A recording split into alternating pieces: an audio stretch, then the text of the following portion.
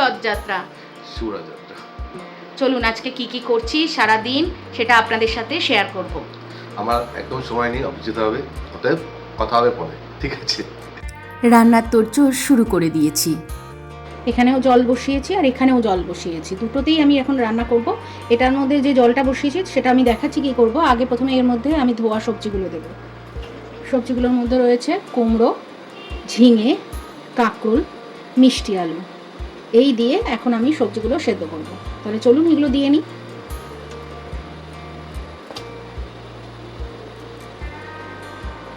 একটু হালকা সেদ্ধ হয়ে আসলে তারপরে আবার যা করার করব।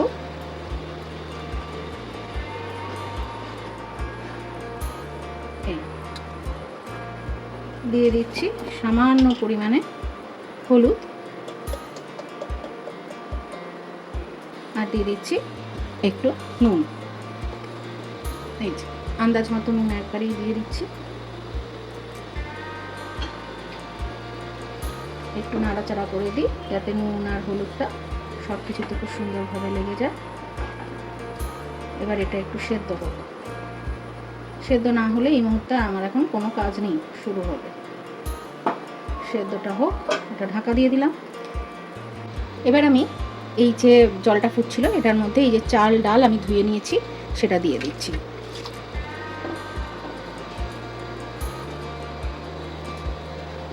চেষ্টা করছি, যদি করতে পারি, ঠাকুরের যদি কৃপা থাকে তাহলেই আমি পারবো, নাহলে তো আমি পারবো না।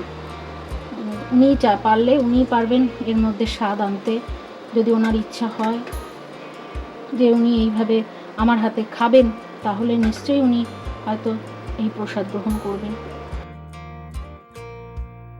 ওদিকে চালটা ফুটুক, এবার চলুন দেখে নিই সবজিগুলো কতটা সেদ্ধ হয়েছে। চলুন খুন্তির আঘাত করে দেখে নিই। হ্যাঁ, সবজি কিন্তু প্রায় সেদ্ধ হয়েছে, তবে মনে হলো যেন মিষ্টি আলুটা আরেকটু সেদ্ধ হবে। তাহলে আরও কিছুক্ষণের জন্য এটা ঢাকা দিয়ে দিই। এবার একটা পেস্ট বানিয়ে নেব এই তরকারিটার জন্য। এই তরকারিটার নাম হচ্ছে বেসার। আর এর জন্য যে পেস্টটা করেছি এটার মধ্যে 1 চামচ আস্ত জিরে, 1 চামচ মৌরি, 1 চামচ রয়েছে আস্ত সর্ষে, রয়েছে হাফ ইঞ্চি মতো আদা, আর রয়েছে 1 চামচ গোলমরিচ। এই সমস্ত উপকরণকে খুব ভালো করে মিহি করে পেস্ট করে নিয়েছি। সেই পেস্টটা এবার দিয়ে দিচ্ছি তরকারিতে দিয়ে দেওয়ার পরে মিক্সি ধোয়া জলও কিন্তু দিয়ে দিলাম। এবার ভালো করে একটু নাড়াচাড়া করব যাতে এই পেস্টটা তরকারির মধ্যে খুব ভালোভাবে মিশে যায়। এবার এই বেসার সবজিটার মধ্যে দিয়ে দিচ্ছি সামান্য পরিমাণে হিং। হিং কিন্তু জগন্নাথ দেবের রান্নায় একটি প্রধান উপকরণ। আরেকটা প্রধান উপকরণ আছে, সেটা যখন দেব আপনাদেরকে অবশ্যই জানাবো। হিংটা দেওয়ার পরে ভালো করে নাড়াচাড়া দিয়ে ঢাকা দিয়ে দিলাম। এই তরকারিতে কিন্তু আরেকটা প্রধান উপকরণ হচ্ছে যে নারকেল বাটা। কেউ নারকেল কুড়িয়েও দিতে পারেন, আবার বেটেও দিতে পারেন। আমি বেটে দিয়েছি। এই তরকারিতে এবার নারকেল বাটাটা দিয়ে ভালো করে নাড়াচাড়া করে মিশিয়ে নেব। তাহলে জগন্নাথ দেবের রান্নায় যেমন লঙ্কা পড়ে না, তার বদলে পড়ে গোলমরিচ, তেমনি এর প্রধান দুটি উপকরণ হচ্ছে হিং আর হচ্ছে নারকেল বাটা। চলুন এবার চাল ডালের খিচুড়িটা একবার দেখে নিই। চাল ডাল কিন্তু প্রায় সেদ্ধ হয়ে এসছে। এবার দিয়ে দিচ্ছি হলুদ গুঁড়ো, তবে খুব বেশি কিন্তু হলুদ গুঁড়ো দেবেন না, তাহলে কিন্তু হলুদের গন্ধ হয়ে যাবে রান্নাতে। হলুদ গুঁড়ো দেওয়ার পরে ভালো করে হলুদটাকে খিচুড়ির মধ্যে মিশিয়ে নিচ্ছি। দিয়ে দেবো খিচুড়ির মধ্যে একটা তেজপাতা, দিয়ে দেবো আন্দাজ মতো নুন।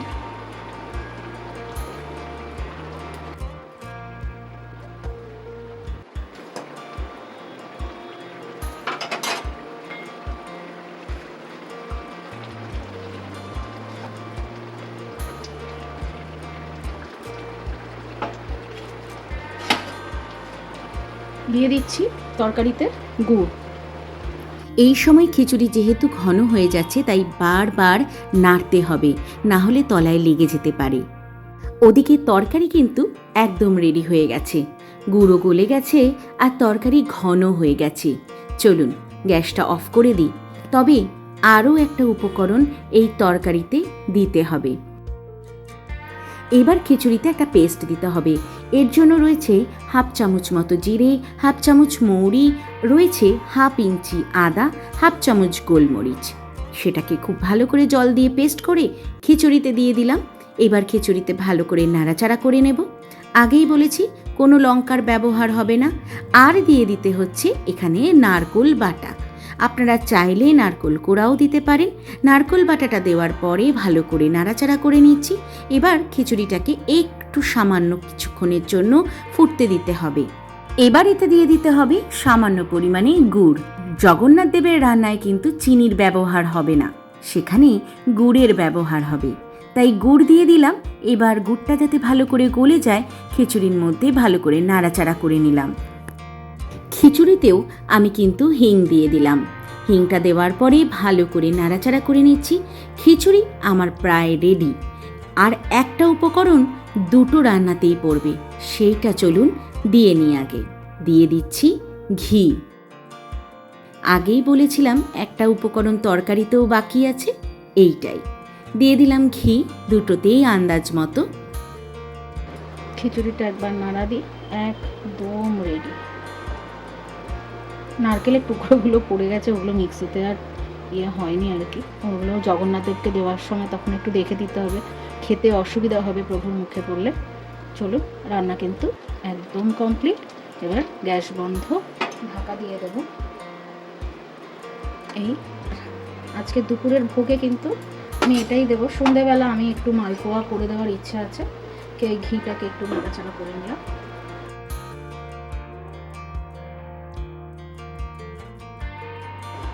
এটাও ঢাকা দেওয়া থাক। এবার চলুন প্রভুকে স্নান করিয়ে নিই। স্নানের জন্য আমি তৈরি করেছি পঞ্চামৃত। জগন্নাথ চকানয়, जगन्नाथ चकानय, नीलाचल वरे, तू न संभाले तो हमें कौन संभाले।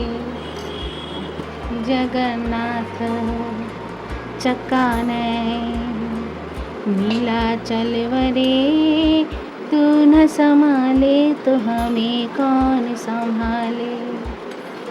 जगन्नाथ चकानय, नीलाचल वरे, तू न संभाले तो हमें कौन संभाले। এখন যে জল দিয়ে স্নান করাচ্ছি সেটা গঙ্গার জলে সুগন্ধি মেশানো আছে। আর প্রতিবারের জলে একটু ফুল আর তুলসী পাতা দিয়ে প্রভুকে স্নান করাচ্ছি। जय जगन्नाथ, जय जगन्नाथ, जय जगन्नाथ, जय जगन्नाथ, जय जगन्नाथ, जय जगन्नाथ, जय जगन्नाथ, जय जगन्नाथ, जय जगन्नाथ, जय जगन्नाथ, जय जगन्नाथ, जय जगन्नाथ, जय जगन्नाथ, जय जगन्नाथ, जय जगन्नाथ, जय पुरी धाम की जय, जय पुरी धाम की जय, जय पुरी धाम की जय, जय जगन्नाथ, जय जगन्नाथ, जय जगन्नाथ। এবার কেশবকেও স্নান করিয়ে নিয়েছি পঞ্চামৃত দিয়ে। এবার প্রভুকে খেতে দিয়ে দিয়েছি কর্মাবাই খিচুড়ি আর বেসার। চলুন প্রভু খেয়ে নিক, আর ওখানেও আমি কেশবকেও খেতে দিয়ে দিয়েছি। আজ কেশবের শ্বাসটাও একটু অন্যরকমভাবে করার চেষ্টা করলাম। আপনারা জানাবেন আমার কেশু সোনাকে কেমন লাগছে। আর এই হচ্ছে আজকের ভোগ, কর্মাবাই খিচুড়ি আর বেসার। যেটুকু আমি করতে পেরেছি সেইটুকু আমি করেছি। এবার প্রভু আর কেশব যেন সুন্দর মতো গ্রহণ করে ভোগ। আমার প্রভুও খুব ছোট, তাই ওনাকে যেভাবে পেরেছি সেভাবেই সাজিয়েছি। আপনারা জানাবেন আমার প্রত্যেকটি ঠাকুর কেমন হয়েছে সাজানো।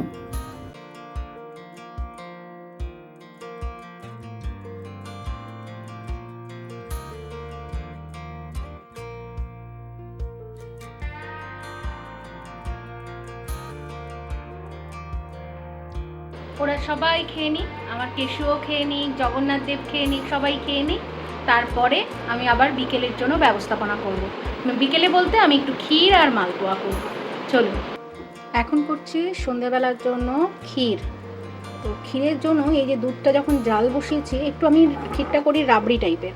ধরুন এই যে শটটা, এই শটটাকে এক জায়গায় করে দুধ থেকে ছেঁকে তারপরে এই যে এখানে রাখছি। এই নিয়ে কয়েকবার কিন্তু আমার রাখা হয়ে গেছে।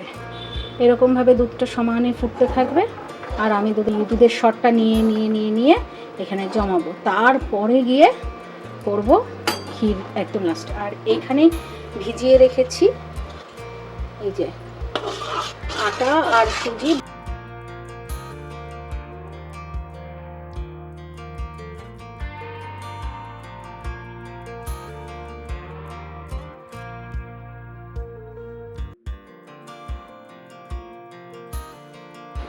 এবার দিয়ে দিচ্ছি গুড়। গুড়টা গলা অবধি কিন্তু অপেক্ষা করতে হবে, আর দুধটা ঘন হওয়া অবধিও কিন্তু অপেক্ষা করতে হবে। তাহলে অপেক্ষার অবসান তখনই হবে যখন গুড় গলে যাবে, দুধ ঘন হয়ে যাবে। আচ্ছা, এইবার এই শটটা কিন্তু আমি দিয়ে দেবো।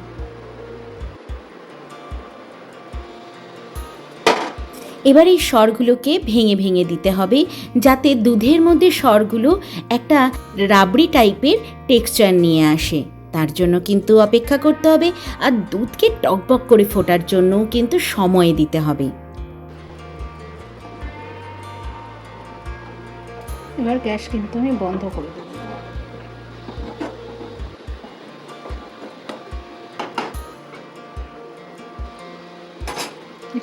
আমার রাবড়ি ক্ষীর কিন্তু একদম রেডি। এবার অপেক্ষা করতে হবে মালপোয়ার জন্য। তাহলে চলুন মালপোয়াটা এবার বানিয়ে নিই। কড়াই বসিয়ে দিয়েছি, দিয়ে দেব সাদা তেল। আমি পুরো মালপোয়াটা কিন্তু ঘিতে করছি না। যাই হোক, করাটা উচিত ছিল, কিন্তু এতটা ঘি দেব না বলেই দিইনি, কিন্তু ঘি একটু তেলে মিশিয়ে নিয়েছি। এবার কড়াইয়ের মধ্যে চারপাশে তেলটাকে একটু লাগিয়ে নিলাম, তেল আর ঘিয়ের মিশ্রণটাকে। এবার ব্যাটার থেকে 1 হাতা করে গোলা এই তেল আর ঘিয়ের মিশ্রণে দিয়ে দেব। তাতেই কিন্তু আমার তৈরি হয়ে যাবে কি মালপোয়া। তবে আজকের মালপোয়া আটা আর গুড়ের মালপোয়া। তাহলে চলুন দেখে নিন।